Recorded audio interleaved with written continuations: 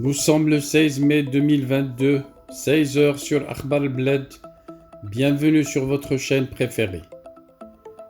Réouverture des points de passage de Ceuta et Melilla demain. Il n'y a pas de place à la contrebande qui ne passera jamais. Le gouvernement vient de le confirmer depuis dimanche 15 mai 2022.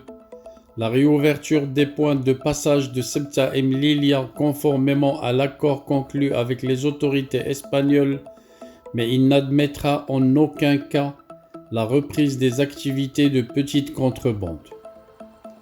Rouvrir les points de passage de Ceuta et Melilla, c'est ok, mais il est désormais hors de question de laisser passer des produits de contrebande depuis ces deux villes vers Fnidaq ou Nador, affirme une source gouvernementale ce dimanche 15 mai 2022, confirmant la décision prise par les autorités espagnoles et marocaines de rouvrir à partir de mardi prochain, c'est-à-dire demain, ces deux accès.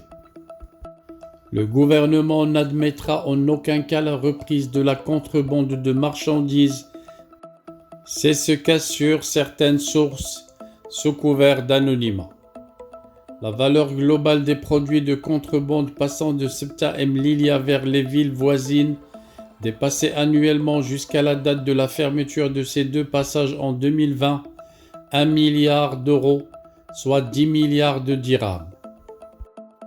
Cette contrebande pénalisait lourdement l'économie du Maroc, regrette l'interlocuteur d'un journal marocain, qui ajoute que cette activité entraînait de lourdes charges de travail quant à la gestion et le contrôle des deux points de passage, sans oublier qu'il ne faisait que précariser davantage les personnes qui s'y adonnent. Pour veiller au grain, le poste douanier de Melilla devra être réactivé et un autre est envisagé à Ceuta, avec objectif de contrôler le flux des produits transportés et saisir, le cas échéant, les éventuelles marchandises de contrebande. Il faut noter qu'en temps normal, d'avant le Covid-19, les deux villes accueillaient chacun environ 10 000 visiteurs par jour. Dans le cadre de l'éradication de la contrebande, le Maroc a investi dans l'aménagement de zones commerciales et industrielles le long de la côte des villes de Fnidaq et Melilla, pour permettre notamment l'inclusion sociale et professionnelle de ces personnes, rappelle la même source.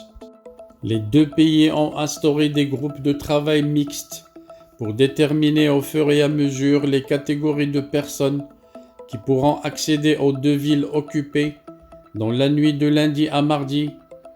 Seules les personnes munies d'un visa spécial et les véhicules venant de l'étranger pourraient traverser les deux points de passage.